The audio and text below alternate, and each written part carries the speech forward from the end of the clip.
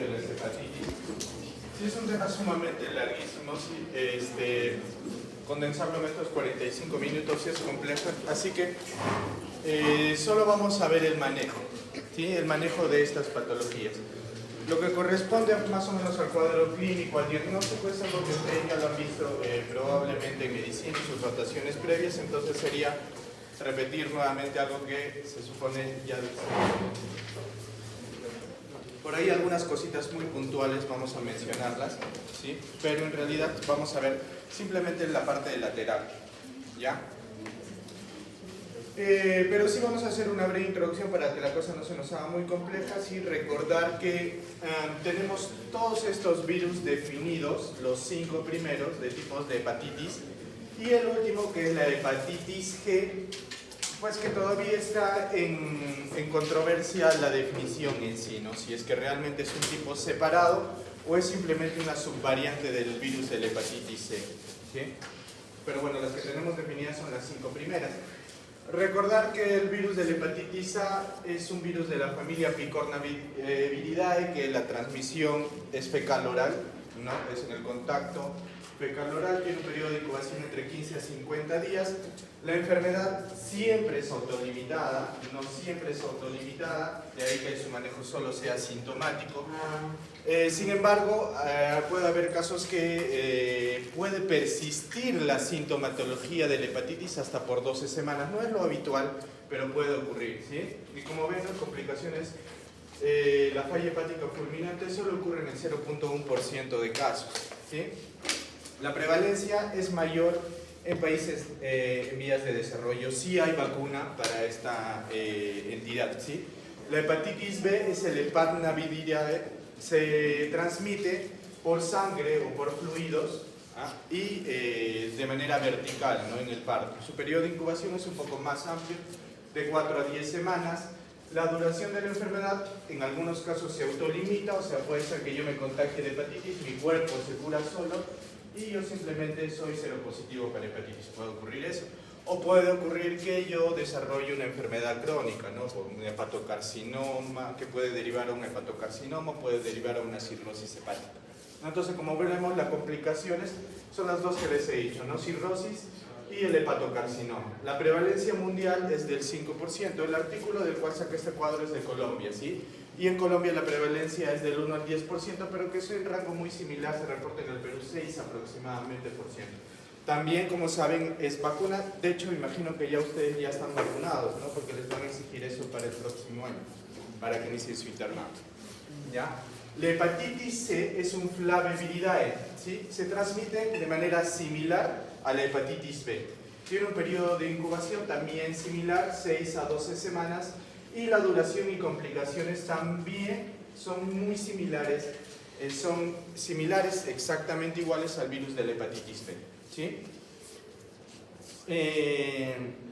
A nivel mundial la prevalencia es menor, es ligeramente menor del virus de la hepatitis C. En nuestro medio también es así, es mucho menor la prevalencia de hepatitis C versus hepatitis B, ¿sí?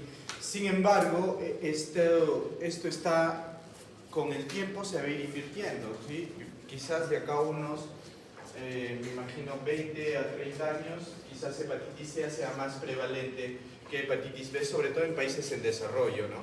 En el nuestro todavía no, quizás vamos a tener que esperar un poquito más. ¿Por qué razón digo esto? Porque hepatitis C no tiene vacuna, ¿sí? Hepatitis C no tiene vacuna, por tanto no hay forma de, digamos, que si yo entro en contacto con sangre de un paciente infectado, pues no hay forma de evitar el contagio, ¿sí? No hay forma de evitar el contagio. Lo que ocurre es que yo me vacuno contra la hepatitis B, ¿sí?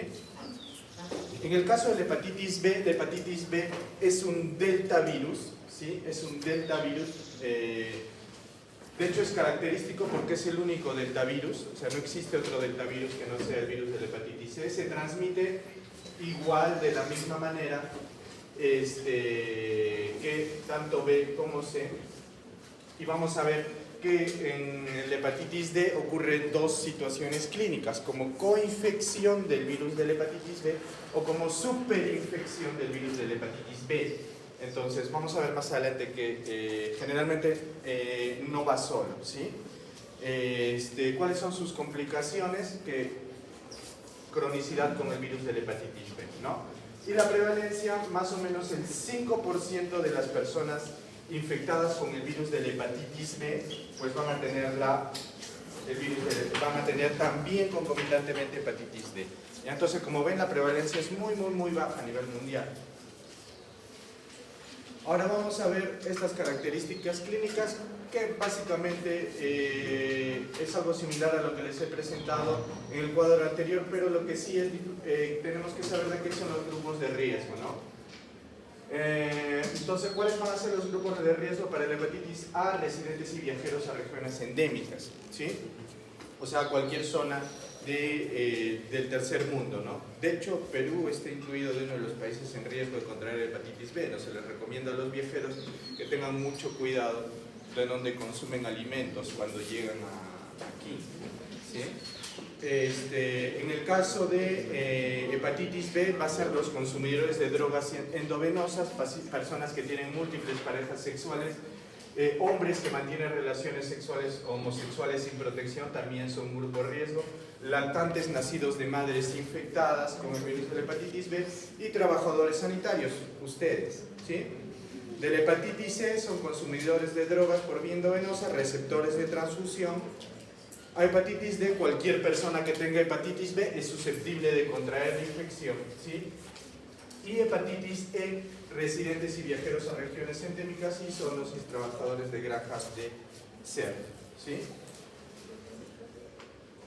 Como ven en el gráfico de abajo, la tasa de mortalidad generalmente es mayor con el virus de la hepatitis D, o sea, las pocas personas que llegan a contagiarse, la infección es ligeramente más mortal, ¿sí? El estado de portador, ¿qué quiere decir el estado de portador? Es la persona que simplemente carga con la enfermedad pero no desarrolla sintomatología, ¿sí? ¿En quiénes se desarrolla el estado de portador? En B, C y D. E y A no tienen estadio de portador, ¿sí?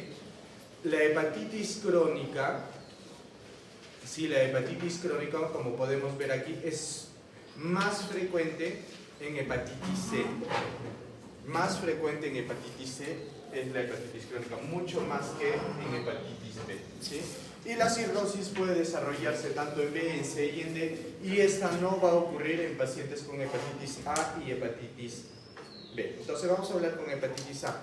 Como les dije cuando estábamos en los cuadros anteriores, el tratamiento es sintomático, ¿sí? Entonces, si el paciente tiene dolor abdominal, hay que darle medicación para el dolor abdominal. Si el paciente tiene diarrea, lo que vimos en la clase de hace algunas semanas, ¿no? Dar tratamiento para la diarrea. ¿Ya? Entonces, solamente sintomático. Si hace fiebre, darle antipiréticos, ¿sí? Ahora, en cuanto a la prevención, la vacuna para mayores de 12 meses está recomendada, ¿sí? La vacuna. En menores de 12 meses, o sea, en niños entre los 0 y 12 meses, se recomienda inmunoglobulinas, no vacunas, ¿ya? Ahora también hay una profilaxis post-exposición, ¿ya? Que fue aprobada en el 2007 para pacientes inmunocompetentes sin enfermedad hepática crónica entre los 12 meses y 40 años, ¿sí? Que esto ocurre que después de tener la exposición, o sea, si es que yo he tenido la infección por hepatitis A, que me den una profilaxis con una vacuna de manera posterior a ello, para evitar que nuevamente me pueda infectar, ¿sí? Se recomienda la primera dosis de esta vacuna entre los 12 a 23 meses de edad y la segunda 6 meses después. Es una vacuna de virus inactivado que se administra una dosis entre 0.5 mililitros por vía intramuscular y en el Perú, de acuerdo al protocolo de vacunación MINSA, ¿sí? Apréndanse bien esto, se hace a los 15 meses de edad. Debemos administrar la vacuna para la hepatitis A. Ya está dentro del protocolo, ¿sí? De vacunación y esto es reciente. No es, me parece que es de hace un par de años o 3 años que ha entrado en el protocolo ya definido por norma. Entonces eso tenemos que saber bien, ¿sí? Ahora la CDC en Estados Unidos recomienda la vacuna, no a todos los grupos, en general a todas las poblaciones, pero sobre todo muy recomendado a pacientes que tengan entre los 12 a 24 meses de edad, a los pacientes que entre los 2 a 18 años no hayan recibido la vacuna previamente, ¿no? En poblaciones de alto riesgo, ¿no? O sea, personas que hacen viajes internacionales, a los pacientes HSH, ¿sí? A los que usan drogas ilícitas, los pacientes que van a tener riesgo ocupacional, etc. ¿Sí? Ahora, vamos a ir a hepatitis B. ¿Sí? Para la hepatitis B existe un término que se llama supresión viral. ¿Sí? Supresión viral. Nosotros debemos garantizar a un paciente que se infecte por el virus de la hepatitis B que logre la supresión viral, ¿ya? Y eso es, digamos, muy necesario para evitar la cronicidad, porque la cronicidad ¿a qué nos va a llevar? Nos va a llevar a cirrosis y nos va a llevar a carcinoma hepatocelular, hepatocarcinoma, ¿sí? Nos va a llevar a hepatocarcinoma. Esas dos patologías son las que debemos evitar. ¿Y en qué pacientes, sobre todo, digamos, tenemos que ser más exhaustivos con la supresión viral, con el tratamiento, que más adelante lo vamos a ver? En pacientes que desarrollen manifestaciones extrahepáticas, ¿sí? En pacientes que estén cursando con un embarazo, pacientes que hayan tenido ya previamente historia familiar de hepatocarcinoma. Si es que el paciente, aparte de la hepatitis B, tiene hepatitis D también, profilaxis en el inmunosuprimido, cirrosis y fase inmunitaria activa, ¿sí? Con la presencia de, como ustedes ya saben, del anticuerpo contra el antígeno E, ¿sí? Es de lo que me determina la fase inmune activa. Entonces, la CDC en Estados Unidos determina ciertos criterios, bueno, también la Sociedad Europea y la Sociedad Asia-Pacífico determinan ciertas condiciones para iniciar tratamiento, ¿ya? Están ahí, por ejemplo, los valores de TGP. ALT es TGP, ya nosotros lo conocemos como TGO, TGP, en otras zonas lo utilizan como ALT y AST, ¿ya? ALT viene a ser el TGP, nuestro. Se dice que debe tratarse la hepatitis si un paciente tiene valores de TGO por encima de 2 veces el valor máximo normal. ¿Y cuánto se considera ese valor máximo normal en hombres? 35 y en mujeres 25. Entonces, en buena cuenta, ¿qué quiere decir? Que si yo tengo un paciente que tiene, digamos, me invento, 60 de TGO, ¿es normal? No es normal, no es normal tener 60 de TGO, pero de TGP. Pero con ese valor de TGP, ¿se recomendaría iniciar tratamiento? No, porque no alcanza a superar 2 veces el valor normal, que para el caso de hombres sería 70, o sea, a partir de 71 yo recién se sugeriría solamente por el TGP iniciar tratamiento, ¿ya? Sin embargo, para los europeos es diferente. Los europeos, ¿qué dicen? Más de una vez el valor normal, o sea, 40, ¿ya? Y la Sociedad Asia-Pacífico dice 2 veces el valor normal. Y lo mismo ocurre por la carga viral. Esto es la carga viral, o sea, la cantidad de virus que hay por mililitros de sangre, y también por el grado de fibrosis que puede presentar el paciente, ¿sí? Eso es en general, pero nos vamos a abocar más a lo que nos compete a nosotros, que sí lo tenemos en nuestra zona, que es esto, ¿sí? El MISA nos los hace un poco más compleja la cosa, más difícil de aprender, y nos dice: para iniciar el tratamiento de infección crónica por virus de la hepatitis B vamos a tener 7 escenarios, y así lo definen. De hecho, cuando tú diagnosticas un paciente con hepatitis B, le tienes que poner en qué escenario se encuentra, en escenario 1 o 2, entonces es complejo, yo no me lo aprendo, entonces siempre tienen que tener a la mano su guía, ¿ya? Entonces, veamos qué es lo importante, ¿sí?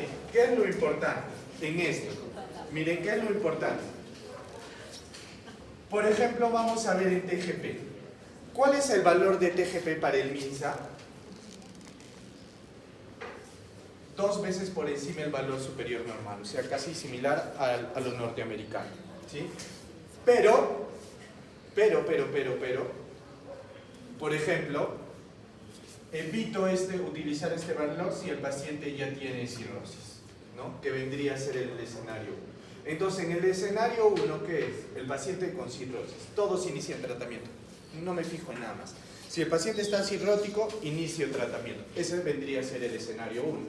El escenario 2, ¿cuál es? ¿Sí? El escenario 2, ¿cuál es? Es cuando el TGP está más de 2 veces el valor normal y la carga viral más de 2000 unidades por mililitro. ¿Sí? El escenario 3 es cuando la carga viral esté más de 2000, esté el TGP persistentemente anormal y no me importa el valor del antígeno el antígeno E. ¿Sí? El escenario 4, pero solo aplica para mayores de 30, es cuando me sale positivo el antígeno E. Inicio tratamiento. ¿Sí? El escenario 6 más bien es con menores de 30, que eso es lo que tenemos que tratar de saber bien, en qué pacientes no inicio tratamiento, ¿sí? Entonces, para el MINSA hay ciertos pacientes que, si bien es cierto, se contagien de hepatitis B, pues hay una posibilidad de iniciar tratamiento, no una obligatoriedad como que sí es en esto, ¿sí? En estos 4 escenarios ustedes tienen que dar tratamiento sí o sí, ¿ya? En cambio, en estos 3 vamos a evaluar. ¿Cuál es el escenario 5? Es el paciente que se ha contagiado de hepatitis, pero no tiene cirrosis. El TGP está normal. La carga viral es menos de 2000. Apréndanse este valor, menos de 2000. ¿Ya? El antígeno para hepatitis, el antígeno E, no importa si es positivo o negativo. ¿Qué es lo que yo tengo que hacer? Si es que ya está recibiendo tratamiento, diferir el tratamiento y realizar el seguimiento, ¿sí? Y evaluar la posibilidad de dar tratamiento si, solo si, existe riesgo de hepatocarcinoma. ¿Y cuál es el riesgo de hepatocarcinoma? Que ese paciente tenga un familiar, ¿sí?, en primer o segundo grado de consanguinidad que haya tenido hepatitis, que haya tenido hepatocarcinoma. Si tiene un familiar que ha tenido hepatocarcinoma, ni modo, darle tratamiento. Si es que ha tenido cirrosis o hepatitis fulminante, ¿sí?, algún antecedente familiar. Luego, cuando se reactive el virus de la hepatitis B, cuando empiece a presentar manifestaciones extrahepáticas, ¿sí?, manifestaciones extrahepáticas. ¿Cuáles son estas manifestaciones extrahepáticas que podríamos esperar en los pacientes? Las que están aquí, ¿ya? Poliarteritis nodosa con vasculitis sistémica, ¿ya? La PAN que vimos en prácticas, neuropatía, vasculitis cutánea, enfermedad renal, artritis, fenómeno de Raynaud, glomerulonefritis membrano proliferativa y síndrome de crioglobulinemia. La presencia de ellos también me implica dar tratamiento, ¿ya? O que durante el monitoreo que yo le tengo que hacer cada 3 a 6 meses, pase a tener alguno de estos escenarios, ¿no? Entonces, de pronto, ese paciente que tenía una carga viral menos de 2000, la carga viral se le dispara y el TGP se le dispara, ¿sí? Ese es iniciamos tratamiento, ni modo. ¿Cuál es el escenario 6? El escenario 6 son pacientes menores de 30 años que no tienen cirrosis, ¿ya?, que el TGP está normal, pero que su carga viral es mayor a 2000, el antígeno E es positivo, ¿sí? ¿Y cuál es el escenario 7? Es el paciente, independientemente de la edad, que no tiene cirrosis, que su TGP es normal, que tiene más de 2000 de carga viral y su antígeno E es negativo, ¿sí?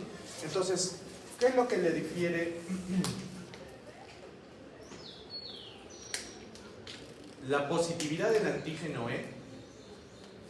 Lo que tiene que llevarse el mensaje de este escenario 6, ¿cuál es? Es que la positividad del antígeno E me va a decir que yo inicie tratamiento en todos los pacientes mayores a 30.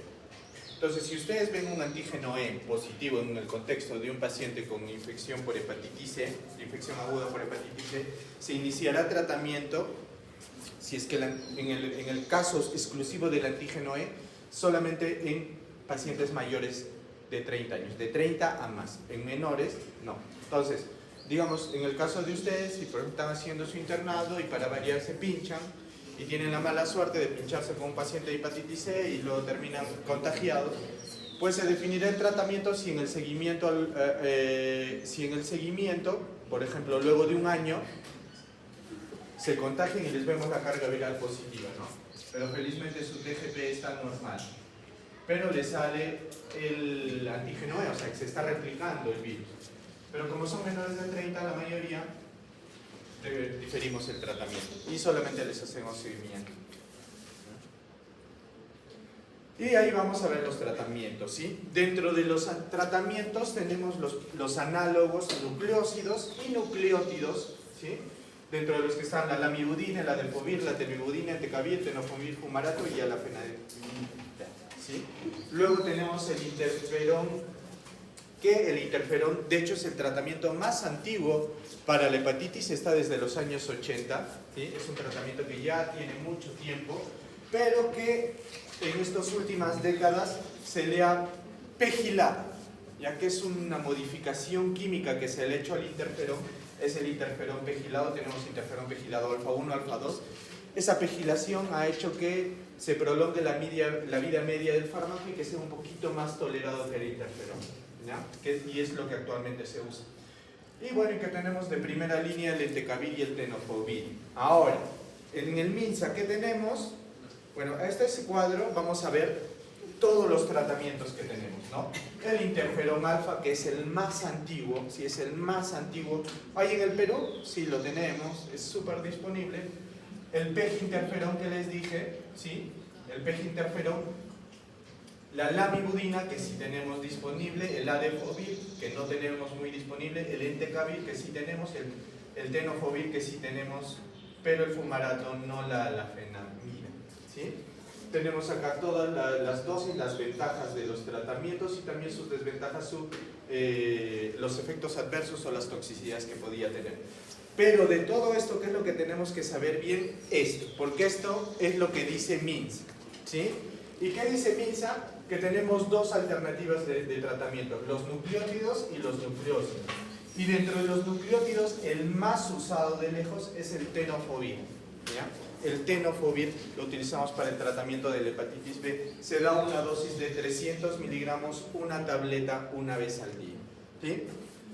En pacientes que por X o Y razones no puedan utilizar el tenofovir, se les recomienda el entecavir. El entecavir viene a 0.5 miligramos a una dosis de una tableta una vez al día o 1 miligramo una vez al día. ¿En qué diferencia la dosis en uno y otro? En el primer caso se dará a pacientes adultos con hepatopatía compensada y que no hayan recibido tratamiento previo con lamivudina, ¿ya? ¿Por qué se pone la lamivudina ahí como tratamiento previo? Porque la infección por hepatitis B es muy frecuente en pacientes con VIH, ¿sí? Y pacientes con VIH usan lamivudina en los esquemas antiguos, pero algunos siguen usando lamivudina, ¿sí?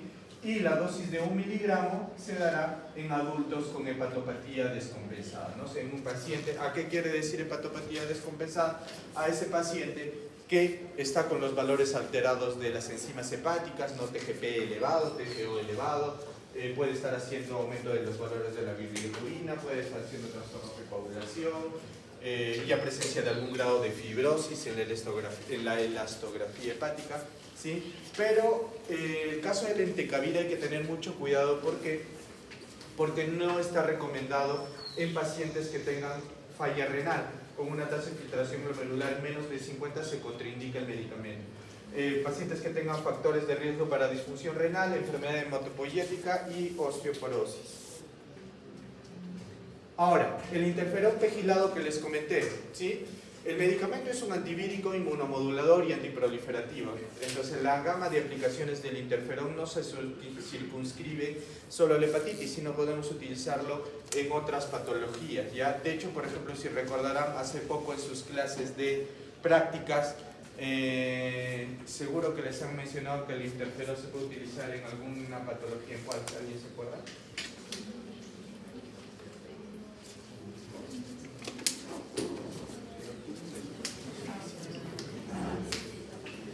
A ver, los que hacen prácticas conmigo. Menos un punto si no respondo. Es un poco difícil. Kawasaki, ¿ya? Kawasaki. ¿Ya? Entonces, ¿cuál es el problema con el interferón? ¿Cuál es el problema con el interferón? Que pasa que es muy poco tolerado. Muy pocos pacientes toleran el medicamento. Hacen reacciones alérgicas, presentan náuseas, vómitos. No es muy tolerado por el paciente, ¿ya? Entonces no se utiliza mucho. Sin embargo, el pegilado es realmente superior, pero sin embargo sigue siendo menos tolerado que los antivirales directos, ¿ya? Que el tenofovir y el entecavir. Sigue siendo menos tolerado. Entonces se prefiere utilizar estos a estos, ¿sí? Es categoría C del embarazo también el interferón. Ahora, vamos a ver situaciones especiales, ¿sí? En el caso de hepatitis aguda, se recomiendan de primera elección, ¿qué medicamento? Los antivirales por vía oral. ¿De cuáles estamos hablando? Tenofovir, recuerden ese nombre, y entecavir, se recomienda.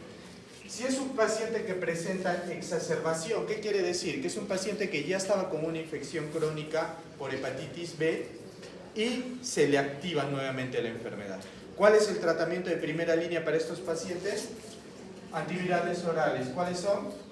Tenofovir, entecavir. ¿Sí? Si el paciente tiene una infección con VIH, o sea, tú le detectas el VIH y también le detectas el hepatitis C, ¿qué hacer? Le inicias el TARP. ¿Por qué inicias TARP? ¿Qué es TARP? Tratamiento antirretroviral. Tratamiento antirretroviral, ¿sí? ¿Por qué le inicias tratamiento? Doctor, ¿y qué hacemos con la hepatitis C? ¿Con la hepatitis B? Muy bien, exactamente eso es lo que es su compañero. El TARP tiene antivirales y esos antivirales también son inhibidores nucleócidos y nucleótidos. Le van a hacer bien al paciente con hepatitis B. Ya no necesitas darle algo más, ya le estás dando tratamiento. Quizás no es de primera línea, pero como estamos en coinfección de VIH, se vuelven de primera línea, ¿sí? En el caso de coinfección con el virus de la hepatitis C, ¿sí? Hay un tema bien particular, que es que el tratamiento para la hepatitis C puede causar la reactivación de la hepatitis B. No se sabe muy bien por qué ocurre este fenómeno, pero si es un paciente que estaba con hepatitis B y está tranquilo y feliz de su vida y de pronto se contagia con hepatitis C y tú le das tratamiento para la hepatitis C, la hepatitis B se activa. No sabemos bien, pero ocurre eso, ¿sí? Entonces, hay que iniciar tratamiento profiláctico hasta 12 semanas post terapia hepatitis C. ¿Qué quiere decir? Que si tu paciente no tiene hepatitis aguda activa por hepatitis B, sino que está transcurriendo por su lado, y tú le das tratamiento para hepatitis C, le tienes que dar un tratamiento profiláctico para hepatitis B para evitar de que la enfermedad se active. ¿Ya? ¿Por cuánto? Por 12 semanas. En el caso de gestantes, ¿qué se recomienda? No se recomienda la cesárea electiva, ¿no? Entonces, si por ejemplo tienes una paciente que tiene 35 semanas de gestación y en ese momento le detectas la hepatitis B, pues no te indica de que sí o sí tiene que ir a cesárea, ¿sí? Le puede dar un parto vaginal, ¿ya? Tampoco no hay que suprimir la lactancia, ¿sí? Si está positivo el antígeno E, el de replicación, hay que dar tratamiento desde las 24 semanas hasta los 4 meses postparto. Y al bebé hay que administrarle la vacuna con inmunoglobulinas, ¿ya? La vacuna con inmunoglobulinas, de preferencia antes de las 12 horas de nacido, ¿sí? Esto para un bebé nacido de una gestante con infección activa por hepatitis B, ¿ya? Finalmente tenemos el trasplante hepático, que es el tratamiento de elección en falla hepática aguda, en cirrosis descompensada, en hepatocarcinoma, y podría utilizarse la inmunoglobulina en las primeras fases ¿ya? O sea, un paciente que ya has definido que lo vas a trasplantar, pero hasta que llegue el trasplante, pues hacemos eso y además actividades de manera indefinida. Chicos, en nuestro medio, para terminar, ¿cuál es el problema? ¿Sí? La tasa extremadamente baja de trasplantes hepáticos, ¿sí? Entonces, si ustedes... Miren, no tengo el valor exacto para decirles de cuánto más es nuestro riesgo como médicos versus la población general de contagiarnos con hepatitis B, ¿sí? Pero sin embargo, si llegan a la cronicidad, o sea, a una cirrosis hepática, por ejemplo, ¿ya? No hablemos de un hepatocarcinoma, sino una cirrosis hepática, prácticamente están condenados a morirse. Algunos en el corto plazo o algunos en el mediano plazo. Y es una muerte bastante compleja, ¿sí? bastante, digamos, desgastante, porque sufren mucho los pacientes cirróticos, tardan mucho tiempo en fallecer, ¿no? Por ejemplo, yo soy de la idea de que la mejor campaña para evitar el consumo crónico de licor sería que vean pacientes con cirrosis post-consumo de alcohólica en unas propagandas de televisión. Es realmente es frustrante para nosotros, por ejemplo en mi caso hablo como internista, porque nosotros vemos frecuentemente, es frustrante ver porque lamentablemente lo que hacemos es ver morir a las personas, no podemos hacer más. ¿Por qué? Porque en Arequipa no se hacen trasplantes hepáticos. Entonces estos pacientes están, y aparte que así en el Perú, en otras zonas, en otras latitudes, paciente que tiene cirrosis alcohólica no entra al listado de trasplante, ¿no? En el caso de la hepatitis B sí, pero ¿cuál es el problema en nuestro medio? Las tasas tan bajas de trasplante. ¿Por qué? Porque no hay una adecuada cultura de donación, ¿sí?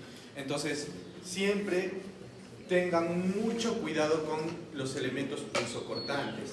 Yo he detectado dos cosas muy importantes con la experiencia que tengo con los internos que vienen a mi hospital. La primera es que hay algunos bandidos que se escapan de la vacunación,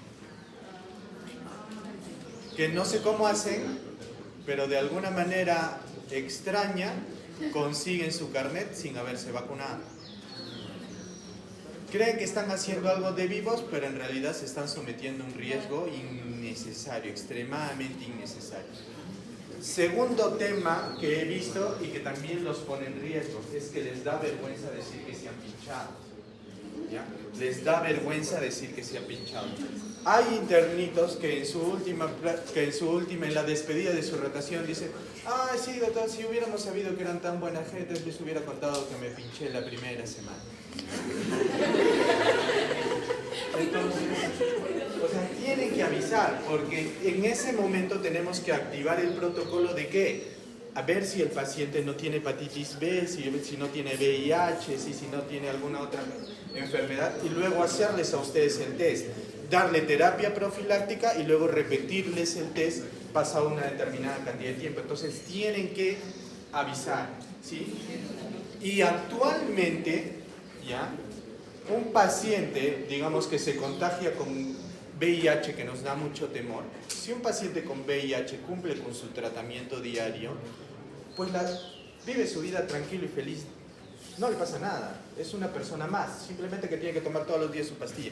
Pero el paciente con hepatitis B es más complejo, por más que ya haya tratamiento, no tiene las tasas de efectividad del tratamiento tan altas como el TAC, en el caso del VIH. Entonces, hay que cuidarnos, ¿sí? El mensaje es que hay que cuidarnos. Ustedes van a entrar en una etapa crítica. Yo creo que es la etapa donde los médicos tenemos la mayor posibilidad de contagiarnos, es el internado, más que más que la residencia inclusive. Entonces, chicos, vacúnense si es que no lo han hecho ya. Hepatitis C. Vamos a ver en cuanto a la hepatitis C. En la hepatitis C, el MINSA no especifica esquemas, ¿sí? Casi todos los pacientes tienen que recibir terapia antiviral, ¿sí? ¿En qué pacientes se consideraría suspender tratamiento o yo pensaría que no recibieran tratamiento? En pacientes que estén en lista de trasplante, pero que tengan un MELD elevado. El MELD es una escala, ¿sí? Es una escala que me evalúa el daño hepático, ¿sí? ¿Qué tanta afectación hepática hay? Entonces, en un paciente con un MELT elevado y que ya está en lista de trasplante, se recomienda suspender la terapia. ¿En qué pacientes se consideraría en gestantes? ¿Sí? Y en personas que tengan una expectativa menor a 12 meses. ¿Qué pacientes tienen expectativa menor a 12 meses? Los que estén en score Child C. ¿Ya? Child C. Los pacientes con Child C, su expectativa de vida es, mejor dicho, la posibilidad de muerte a 12 meses es del 90%. ¿Ya? El objetivo de tratamiento es obtener la remisión viral sostenida luego de 12 semanas de tratamiento, en el caso de hepatitis C, ¿sí? Por tanto, a las 12 semanas de tratamiento yo tengo que medirle la carga viral, ¿ya? ¿Qué tratamientos tenemos? Interferón, igual que la hepatitis B, que ya lo vimos, y el que entra de diferente un poco es la ribavirina, ¿sí? Que la ribavirina es un análogo oral de la guanosina, puede usarse en combinación con interferón para incrementar la respuesta y reducir recaídas, pero no puede usarse en pacientes que tengan tasa de filtración glomerular menos de 50, o sea, falla renal y en gestante, ¿ya? La ribavirina. Luego tenemos estos antivirales de acción directa, los DAS, que actúan en diferentes zonas, ¿sí? En el NS3, NS4, que son los previres. ¿Por qué previres? Porque todos terminan en previr. Boceprevir, Telaprevir, Simiprevir. Tenemos los que actúan a nivel de la proteína NS5A, que son los ASVIRs, el Daclatasvir, Ledipasvir, y los que actúan a nivel de la polimerasa NS5B, que son los Buvirs, ¿ya? El Sofosbuvir o el Dasabuvir. Ojo, hay que tener en cuenta que estos DAS no son tan recomendados en pacientes que estén Child B o Child C, ¿sí? O sea, en los últimos estadios. Y de todos estos de nombre raro, los más usados son el Sofosbuvir con Velpatasvir y el Glecaprevir con Pibrentasvir, ¿sí? ¿Por qué?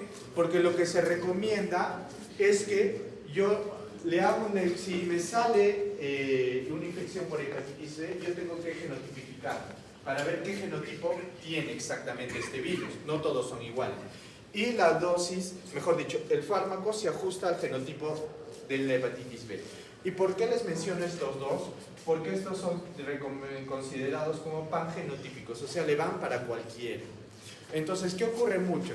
La genotipificación del virus tarda un poco. Entonces, si yo tengo premura de iniciar tratamiento, se recomienda estos dos. ¿Ya? Esos dos son asociaciones, por si acaso. O sea, vienen los dos juntos en un mismo producto farmacológico. ¿Sí? Ahí está el resumen de los tratamientos con las dosis, ¿no? El PEG interferón, que ya les mencioné, la ribavirina, que es el más importante, y estos dos adicionales. ¿Sí? Es el tratamiento que tenemos. El rol del trasplante hepático para el hepatitis C, ¿sí? En países del primer mundo, el trasplante por hepatitis C ya está superando a los trasplantes por hepatitis B. ¿Por qué? Porque como vimos en el segundo cuadro, ¿cuál lleva más cronicidad? La hepatitis C. La hepatitis C lleva más cronicidad que hepatitis B. Por tanto, se ha vuelto como que la principal causa de trasplante de todos los virus hepatotrofos, ¿sí? Sin embargo, pacientes que son seropositivos al momento del trasplante pueden hacer una infección recurrente. O sea, se trasplantan y otra vez como que ese hígado otra vez se infecta. Y ese hígado otra vez infectado puede desarrollar fibrosis en el 40%, cirrosis en el 30%, luego de 5 años, y fibrosis colestásica en 10%, de acuerdo a este estudio que se realizó en el 2002. Dar los antivirales directos post-trasplante pueden eliminar la chance de recurrencia si son usados como tratamiento previo para lograr eliminar la infección, o también se pueden dar luego del trasplante para disminuir la posibilidad de desarrollar la infección, ¿sí? Sin embargo, como medida de salvataje en estos casos, se está utilizando mucho utilizar órganos de pacientes que ya tengan infección por hepatitis C. ¿Qué quiere decir esto? Digamos, yo puedo tener hepatitis C, pero tengo la suerte de que simplemente soy un portador, no he desarrollado la enfermedad crónica. Esto dentro de ese poco porcentaje que no ha desarrollado la infección crónica. Entonces, yo soy un donante perfecto para un paciente que tiene infección por hepatitis C, porque se ha visto que cuando dona un paciente un hígado ya infectado, no se reactiva la enfermedad. Entonces ya no están sometidos a este riesgo de otra vez desarrollar fibrosis o cirrosis, ¿sí? Entonces se está utilizando cada vez con más frecuencia. Ahora, ¿hay vacuna para el hepatitis C? No tenemos vacuna. Para el hepatitis D, la infección concomitante con el virus de la hepatitis B lleva enfermedad autolimitada leve o menos frecuentemente hepatitis severa con resolución espontánea, ¿sí? O sea, cuando van las dos de la mano, yo me contagio al mismo tiempo, más bien la enfermedad se vuelve más leve, ¿sí? Más bien la enfermedad se vuelve más leve. Pero cuando es una superinfección, o sea, yo estoy con mi hepatitis B tranquilo y feliz de la vida y de pronto me contagio con D, más bien se vuelve peor. El curso clínico es más prolongado y la posibilidad de desarrollar cronicidad es muchísimo mayor. Pero al momento el interferón continúa siendo el único tratamiento con beneficios demostrados, ¿sí? Pero sin embargo, a pesar de todo, la respuesta rara vez excede el 25%. Entonces, por más que le des interferón, solamente a lo máximo que se puede aspirar una tasa de curación del 25% según la mayoría de estudios. Entonces, en realidad no tenemos un tratamiento que sea muy eficaz para el hepatitis D, ¿ya? Recuerden que hepatitis D siempre va de la mano con hepatitis B, ¿ya? Y finalmente hepatitis E, al igual que la hepatitis A, no requiere un manejo específico, ya solo hay que dar terapia de soporte. Y los pocos que desarrollarán falla hepática aguda podrían requerir trasplante hepático. Por estudios se ha visto que la ribavirina podría ser de utilidad, sobre todo en pacientes que tengan algún grado de inmunosupresión. Y además en el 2011 China registró una vacuna que en sus estudios que han hecho en una población cercana a los 120,000 pacientes, ha demostrado un efecto del 100% un año, ¿ya? Del 100% un año, entonces es una vacuna eficaz. Sin embargo, no está dentro del esquema de vacunación MINSA al momento, ¿ya? Quizás en algún momento entre, pero sino que las tasas de infección son muy bajas aún en nuestro medio, ¿sí? Generalmente en las zonas asiáticas es mayor esto. Listo, chicos. Muy bien.